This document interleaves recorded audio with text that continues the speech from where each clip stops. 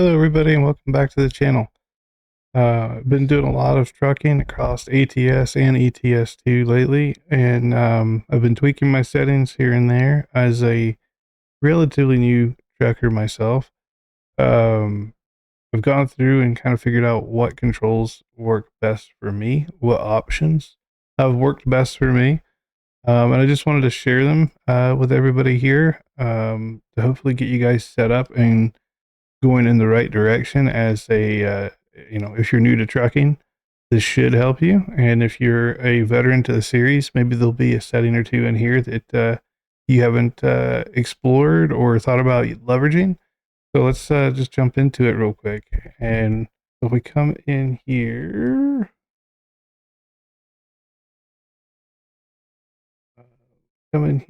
to options, just starting with our audio options. I've had some viewers come into my stream and ask, how do I have my GPS talking to me? And these are veterans of the series. It's right here under audio. So here you can enable voice nav. You can decide how loud you want the voice nav to be. Then you can select your voice that you want to hear. So I've got mine on Sky right now, but there's a whole slew of them in various different languages. So this supports all language types, at least majority. You can preview what the voice Okay, sounds like. here we go. And if you want a speed warning, you can enable that. I find it annoying. So just leave that off. Jumping over here to gameplay. This is where majority of the setting changes are made. So if you're getting tired of pulling into your destination and having to select what type of parking you want, you can pre-select it here to make your experience more seamless and smooth. I've gone ahead and selected safe parking mainly because I'm typically convoy trucking with Mrs. Bebe, and she doesn't like the skilled parking. She always chooses safe parking, so I just chose that so that her and I keep on a similar XP field.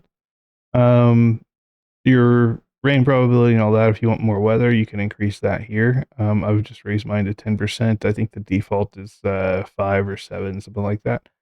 And then time zones. So if you're trucking in ATS, we have the 4 time zones in America. If you're over in Europe, I don't know how many time zones they have, but I would imagine probably 4 or 5. Here you can see the full info. This will tell you whether you're in Eastern time or Central time, Mountain, Pacific, etc. And it will automatically adjust your in-game clock to show you that time. Um, Transmission type here. The next important thing here is your adaptive cruise control. So this is getting into more of the modern day kind of trucking and driving. But you can select here what distance you want, and your truck will attempt to maintain that distance. It'll activate the retarder or engine brake or anything like that in order to keep you back. You can set your tolerance for cruise control. So when is it going to start engaging the brakes? Um, and here's how much or how much you're going to increase and decrease your cruise control by with each tick. And then if you want lane keeping support, you would select that here.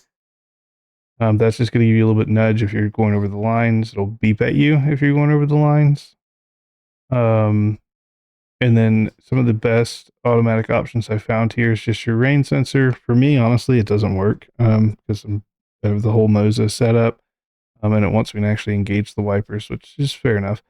Automatic headlights, again, I don't think that really works for me, but I'm always having to turn my lights on regardless. Automatic high beams, these do work. I use them temporarily, but there's some parts in the game that are just super dark, and for whatever reason, the high beams don't like to always kick on. So I've disabled it mainly so I can control the high beams with a button on my wheel. Um, Automatic blinker turn off. You're going to want that on, obviously. It's like a regular car. Put your blinker on, make your turn, it kicks off. Um, for new truckers, especially, and to have the more modern trucking experience, because modern trucks have this anyways, the enable automatic engine braking, the automatic retarder, and the automatic differential lock. These are all standard on new trucks. So yeah, if you want something more modern, feel free to turn those on. It'll also save you a few buttons, save you from mapping a few buttons if you're limited. So yeah. And then lastly is the steering camera rotation.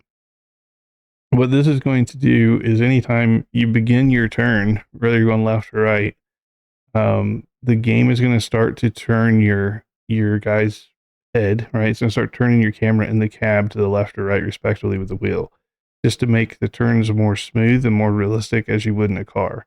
No one makes a left-hand turn and doesn't physically look left, right? Like you usually look, you turn and you correct your vision as you're going, and that's what this does. So those are some of the best gameplay options. If we jump over here to interface, there's only one in here that I've changed. Right here. So the heavy cargo warning screen, you guys have seen this pop up time and time again if you've played the game at all. If the cargo is over a certain weight, the game will just notify you, hey, it's a heavy load that you're about to take. Is your truck up to par? Important note is any truck can haul any load in this game. It's a matter of how fast will it go. So if you know your truck and you know you can do just about any load in the game, I would recommend unchecking this just to reduce the annoyances that pop up. Then if we jump over to controls, you can see I've gone through. I would recommend first going through the input wizard, setting up your input types, whether you're using keyboard and mouse or controller or steering wheel and pedals like I am. Just go through that little wizard. It's not too complicated. And then if you're using a wheel, these are kind of, that's supposed to be 5, but these are the settings I'm currently using, and I found these to be best. Things like engine renaissance. If you, what this is if it's like when you're in a real car that has an engine in it, not a Tesla or something like that, but if you're in a regular gasoline or diesel car and you have it running, you could feel small vibrations in the wheel, right? Just because you've got the camshaft and all that stuff down there and parts are moving.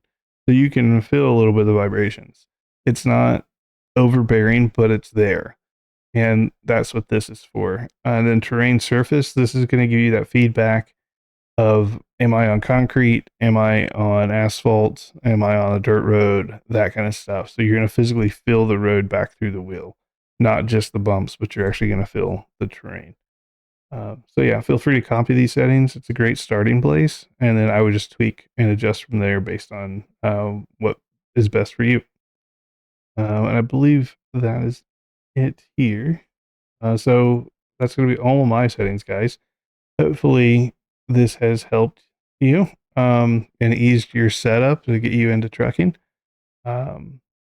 Make sure you like, subscribe, do all the fun YouTube stuff, and I will catch you guys in the next one. Take care, guys.